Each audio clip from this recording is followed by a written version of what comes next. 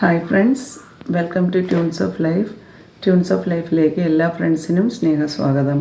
അപ്പോൾ എല്ലാ ഫ്രണ്ട്സിനും സ്നേഹത്തിൻ്റെയും സന്തോഷത്തിൻ്റെയും സമാധാനത്തിൻ്റെയും ആയുരാരോഗ്യ സൗഖ്യത്തിൻ്റെയും സമ്പൽ സമൃദ്ധിയുടെയും ഈദാശംസകൾ അറിയിക്കുകയാണ്. അപ്പോൾ ഞാൻ ആറ്റുകാൽ പൊങ്കാലയുടെ ഒരു വ്ളോഗ് ഇട്ടതിന് ശേഷം പിന്നെ ഇന്നാണ് വ്ളോഗ് ഇടുന്നത്. കുറച്ച് തിരക്കുകളിൽ പെട്ടുപോയി. ഇനി സ്ഥിരമായി വ്ളോഗ് ഇടണമെന്നാണ് വിചാരിക്കുന്നത്. അതുപോലെ തന്നെ എൻ്റെ ഫോൺ, വീഡിയോ എടുത്തുകൊണ്ടിരുന്ന ഫോൺ റിപ്പയർ ആയിപ്പോയി. പുതിയത് വാങ്ങണമെന്ന് വിചാരിച്ചെങ്കിലും അത് തൽക്കാലം നടന്നില്ല.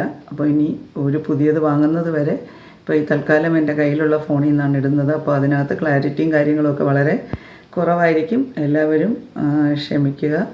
അപ്പോൾ അതാണ് പറയാനുള്ളത്. അപ്പോൾ വീണ്ടും ഞാൻ ഇന്ന് വന്നത് എൻ്റെ ജോലി, ഫസ്റ്റ് ജോബ് എക്സ്പീരിയൻസ് എങ്ങനെയായിരുന്നു, അതായത് ഞാൻ ആദ്യമായി ടീച്ചിങ് പ്രൊഫഷനിലേക്ക് വരാനുണ്ടായ ഒരു റീസൺ അല്ലെങ്കിൽ അതിൻ്റെ ഒരു നിമിത്തം എന്നൊക്കെ പറയാം. അതെന്താണെന്നാണ് ഇപ്പോൾ പറയുന്നത്. ചുരുങ്ങിയ വാക്കുകളിൽ ഞാൻ പറയുകയാണ്. അപ്പോൾ ഇവിടെ നിന്ന് കല്യാണം കഴിഞ്ഞ് ഞാൻ മുംബൈയിൽ പോയപ്പോൾ അവിടെയുള്ള ആൾക്കാരെയും അതുപോലെ ഭാഷയും എനിക്ക് രണ്ടും ബുദ്ധിമുട്ടായിരുന്നു. ഹിന്ദി എൻ്റെ സെക്കൻഡ് ലാംഗ്വേജ് ആയിരുന്നു. എനിക്ക് സംസാരിക്കാൻ കുറച്ചൊക്കെ അറിയാം, പക്ഷെ ഫ്ലുവൻസി ഇല്ല. അതുകൊണ്ട് തന്നെ ആൾക്കാർ പറയുന്നത് പൂർണ്ണമായി മനസ്സിലാക്കാനും അഥവാ മനസ്സിലാക്കിയാൽ തന്നെ തിരിച്ച് റിപ്ലൈ പറയാനും പറ്റുന്നില്ല. ഇംഗ്ലീഷും അതുപോലെ തന്നെ സംസാരിക്കാൻ അറിയാം, പക്ഷേ ഫ്ലുവൻസി ഇല്ല. അപ്പം എങ്ങനെയാണ് ഒരു ടീച്ചിങ് ജോബിലേക്ക് പോകുന്നത്? അവിടുത്തെ CBSE സ്കൂൾസിലൊക്കെ ആണെങ്കിൽ നമുക്ക് ഇംഗ്ലീഷ് പറയുക എന്നുള്ളത്, ഫ്ലുവൻ്റായി ഇംഗ്ലീഷ് സംസാരിക്കുക എന്നുള്ളത് നിർബന്ധമായ കാര്യം കൂടിയാണെന്ന് ഞാൻ മനസ്സിലാക്കിയിരുന്നു. അപ്പോൾ എന്നും ജോലിക്ക് പോകണമെന്ന് ആഗ്രഹമുണ്ട്, സെൽഫ് ഡിപ്പെൻഡൻ്റ് ആവണമെന്ന് ആഗ്രഹമുണ്ട്. പക്ഷേ ഇന്നത്തെ പോലെ യൂട്യൂബ് കൂടുതൽ കാണാനോ അതിനുള്ള സൗകര്യങ്ങളോ അല്ലെങ്കിൽ അങ്ങനെ ഒരു ഇൻട്രസ്റ്റ് തന്നെ, അങ്ങനെ ഒരു ഇൻസ്പിറേഷൻ തന്നെ എനിക്ക് ആ കാലത്തൊന്നും ഉണ്ടായിരുന്നില്ല. ഒന്ന് ഫ്രണ്ട്സ് ഇല്ല, നമ്മുടെ നാട് വിട്ട് നമ്മൾ മറ്റൊരു സ്ഥലത്തേക്ക് പോയിരിക്കുകയാണ്. ദിവസം ചെല്ലും തോറും ജോലിക്ക് പോകണമെന്നുള്ള ആഗ്രഹം കൂടി വന്നു.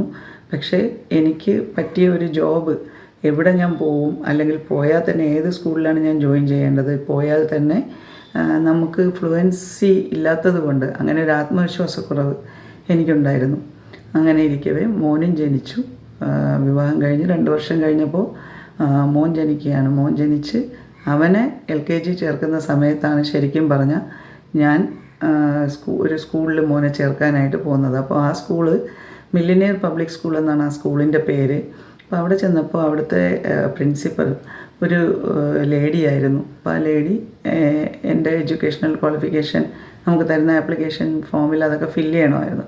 ജസ്റ്റ് ഞാൻ അതൊക്കെ ഫില്ല് ചെയ്യുന്നത് കണ്ട് അവരെന്നോട് പറഞ്ഞു, അങ്ങനെയാണെങ്കിൽ സുധയ്ക്ക് ഈ സ്കൂളിൽ ജോയിൻ ചെയ്തുകൂടെ എന്നുള്ളത്. അപ്പോൾ വളരെ നാളത്തെ എൻ്റെ മനസ്സിലെ ഒരു ആഗ്രഹമാണ് അവരുടെ വാക്കുകളിൽ കൂടി പുറത്തു വരുന്നത്. അപ്പോൾ അവരിങ്ങനെ ചോദിച്ചപ്പോൾ ഞാൻ പെട്ടെന്ന് ഞെട്ടിപ്പോയി. കാരണം അങ്ങനെ ഒരു ചോദ്യം തന്നെ ഞാൻ പ്രതീക്ഷിച്ചില്ല. ഞാൻ മോനെ ചേർക്കാനാണ് പോകുന്നത്, പക്ഷേ എനിക്ക് ജോലിക്ക് പോകണമെന്നുള്ള ആഗ്രഹമുണ്ട്. പക്ഷേ ആ ലേഡി എന്നോട് അങ്ങനെ ചോദിച്ചപ്പോൾ ഞാൻ പറഞ്ഞു, മാഡം എനിക്കാണെങ്കിൽ എല്ലാം പറയാനും എല്ലാ കാര്യങ്ങളും അറിയാം, പക്ഷേ ഹിന്ദി ഫ്ലുവൻ്റ് അല്ല, അതുപോലെ തന്നെ ഇംഗ്ലീഷ് സംസാരിക്കാൻ അറിയാം, പക്ഷെ കുട്ടികൾക്ക് എക്സ്പ്ലനേഷൻ എല്ലാം നമ്മൾ ഇംഗ്ലീഷിലല്ലേ കൊടുക്കേണ്ടത്. അപ്പോൾ അതെങ്ങനെയായിരിക്കും എന്നുള്ള കാര്യത്തിൽ എനിക്കൊരു ഡൗട്ട് മാത്രമല്ല, ഒരു ആത്മവിശ്വാസക്കുറവും ഒരു സംശയമൊക്കെ ഉണ്ടായിരുന്നു.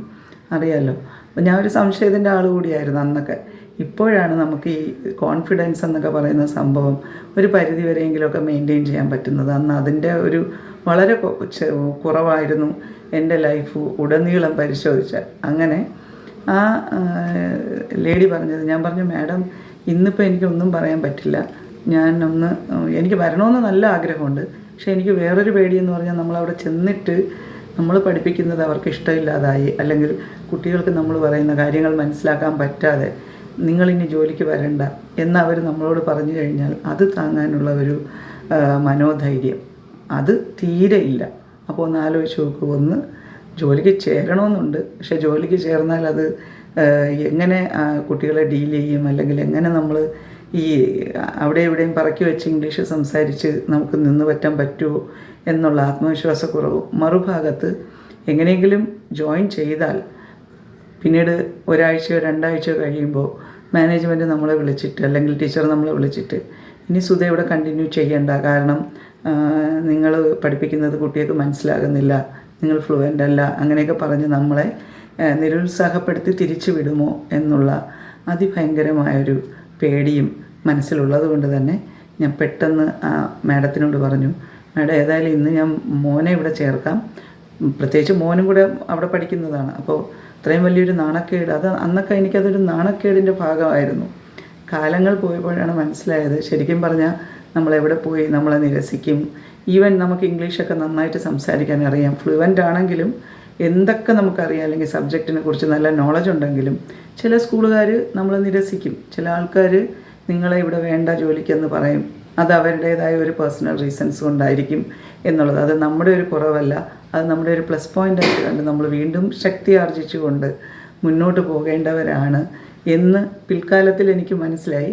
പക്ഷേ അന്നത്തെ ആ ഒരു യങ് ഏജിൽ നമുക്ക് അത് താങ്ങാൻ കഴിയുന്നതല്ല എന്ന് തോന്നിയത് കൊണ്ട് അവരോട് ഞാൻ ഒരു 2-3 ഡേയ്സിൻ്റെ ഒരു ടൈം ചോദിച്ചുകൊണ്ട് മോനെ അവിടെ ചേർത്ത് തിരിച്ച് അന്ന് വീട്ടിലേക്ക് പോയി. അടുത്ത വ്ളോഗിൽ മുന്നോട്ട് എന്താണ് സംഭവിച്ചതെന്നുള്ളത് ഞാൻ പറയാം. ഇത് ഏതെങ്കിലും ഒരു കുട്ടിക്കെങ്കിലും ജോലി പുതിയതായി ജോയിൻ ചെയ്യാൻ ആഗ്രഹിക്കുന്ന, ടീച്ചിങ് പ്രൊഫഷനിലേക്ക് വരാൻ ആഗ്രഹിക്കുന്ന ഏതെങ്കിലും ഒരു കുട്ടിക്ക് ഒരു ചെറിയ മനോധൈര്യം ഇത് കൊടുക്കുന്നുവെങ്കിൽ ഞാൻ അതാണ് ഇതുകൊണ്ട് ഉദ്ദേശിക്കുന്നത് കേട്ടോ. അപ്പോൾ എല്ലാ ഫ്രണ്ട്സിനും ഒരിക്കൽ കൂടി ഈദ് ആശംസകൾ അറിയിക്കുന്നു. വീണ്ടും കാണാം.